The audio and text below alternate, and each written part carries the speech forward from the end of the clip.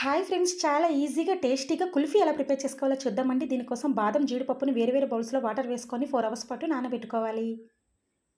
4 hours తర్వాత వాటిని mixie జార్‌లో వేసుకొని మెత్తగా మిక్సీ పట్టుకొని, మరుగుతున్న పాలలోకి ఆ పేస్ట్‌ని వేసుకొని, హాఫ్ కప్ పటికి పొడిని కూడా వేసుకొని, థిక్‌నెస్ వచ్చేంత వరకు కూడా ఆ పాలను బాగా మరిగించుకోవాలి. థిక్‌గా అయిన తర్వాత స్టవ్ ఆఫ్ చేసుకొని పాలను చల్లారబెట్టుకొని, అవి పూర్తిగా చల్లారిన తర్వాత మిక్సీ జార్‌లో వేసుకొని వీడియోలో చూపించిన విధంగా మిక్సీ పట్టుకొని, ఒక స్టీల్ బాక్స్‌లోకి అలాగే మిగిలిన దానిని గ్లాసెస్‌లోకి వేసుకొని వీడియోలో చూపించిన విధంగా 12 అవర్స్ పాటు డీప్ ఫ్రిడ్జ్‌లో పెట్టుకొని తీసుకొని, తర్వాత దానిని బయటకి తీసుకొని ఐస్ క్రీమ్ పుల్లలను గుచ్చుకొని నైఫ్‌తో కట్ చేసుకొని తీసుకుంటే చాలా ఈజీగా, టేస్టీగా మనకి కుల్ఫీ ప్రిపేర్ అవుతుందండి.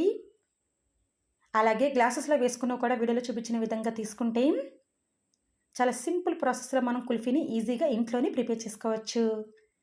టేస్ట్ అయితే చాలా బావుంటుందండి. అలాగే బాదం, జీడిపప్పుతో చేశాం కదా! చాలా టేస్టీగా ఉంటుంది. తప్పకుండా మీరు కూడా ఒకసారి ఈ ప్రాసెస్‌లో ట్రై చేయండి.